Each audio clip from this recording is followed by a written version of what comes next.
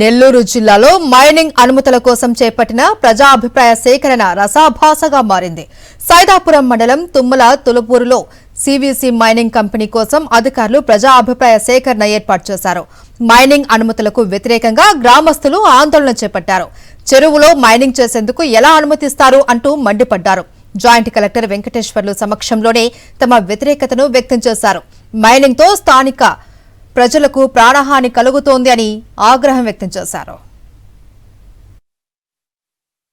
మా గ్రామంలో public hearing కోసం సివిసి మైనింగ్ కంపెనీ వాళ్ళు ఈరోజు తుమ్మల తలుపూరు హై స్కూల్ నందు, అది సెన్సిటివ్ ప్రదేశంలో స్కూల్ నడుస్తుందో ఒక గందరగోళంగా పబ్లిక్ హీరింగ్ నడుపుతున్నారు. ఈ సెన్సిటివ్ జోన్లో పబ్లిక్ హీరింగ్ పెట్టడం కరెక్ట్ కాదు కదా. అదే విధంగా ఇంటిమేషన్ కూడా నిన్న తెలియజేశారు మా గ్రామస్తులకి. కొంతమంది గ్రామస్తులు బయట ఊర్లో పోయినారు, అంటే రాలేకపోతున్నారు. యాజ్ ఈఐ నోటిఫికేషన్ ప్రకారం ఎన్విరాన్మెంట్ ఇంపాక్ట్ అథారిటీ రూల్స్ 2006 ప్రకారం 1 నెల ముందే నోటీసు తెలియజేయాలా. ఆ విషయంగా ఏం తెలియజేయలేదు.